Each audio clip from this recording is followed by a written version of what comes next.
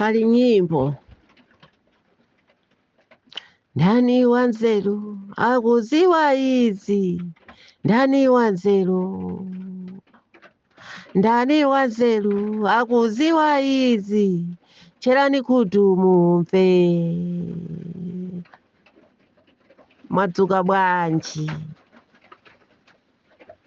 bwanji abale ndi alongo kwina kulikonse kumene muli lero pachinayi landirani moni mayi wanu akupereka moni ndani wanzeru akuziwa izi cherani kutu mumve abale yanga okondeka sunyoza anthu amene walima nawo munda wasusa nawo munda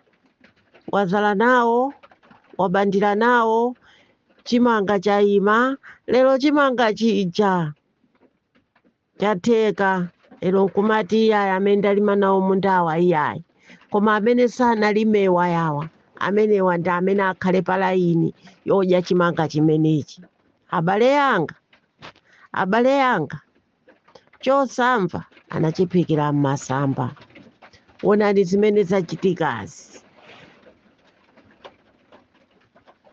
ku DPP kuboma tosala yasi onani zimene zachitikazi ichitu ndi chisazo ndi woningi munthu akamakupasa woningi ayisenza kumenya iwe sungani mmenye iwe ndiwe ndani iwe sungandithe ine ni patali ine aise zimene ukupangazi ine ndikukupewa nzakumenya iwe ine ndine chuje nini champhamvu ine iwe sungandimenye ndesiku lina lake akazangommenya chibakera chimodzi ndi gada kangala uko anthu woye wagwa wamphamvu wagwesedwa ndendisi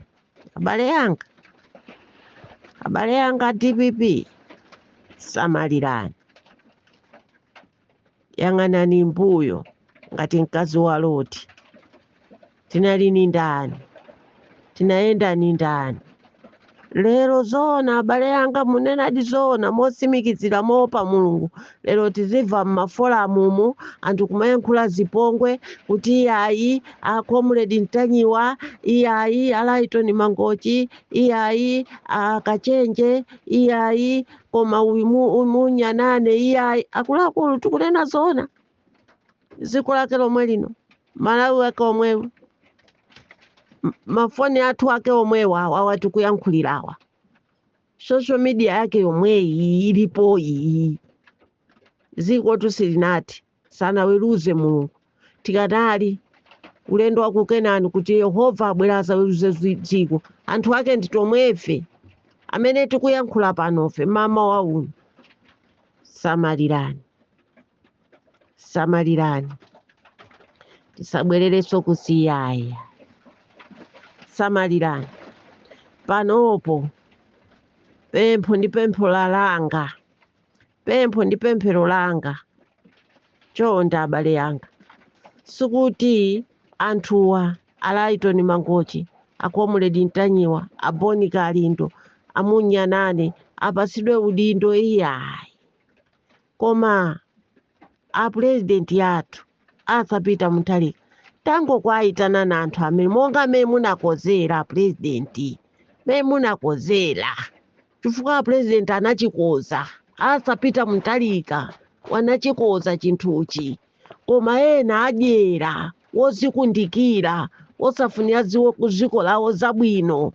uku alowa uku ndapita ndi amene apangisa kuti anyamata asakaonene ndi bwana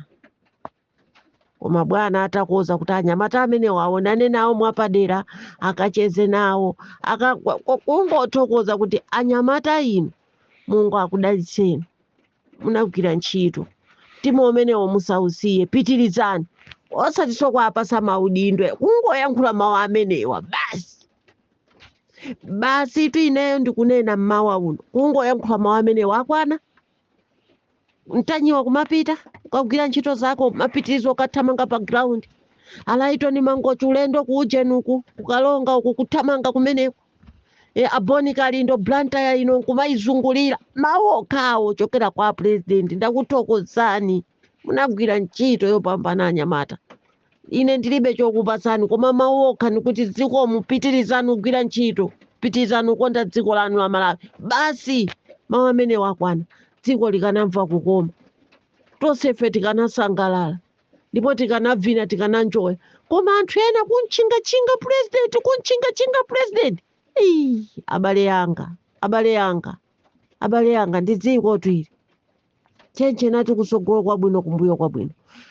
ambuye akudalitseni nonse amene mapezeka pa grupu iyi nonse amene matenga gawo ambuye akudalitseni komanso adalitsa Lighton Mangochi kuyankhula kwanu kokoma tamva zikomo kwambiri ambuye akudalitseni bambo komanso adalitse Comrade Mtanyiwa adalitse Boni Kalindo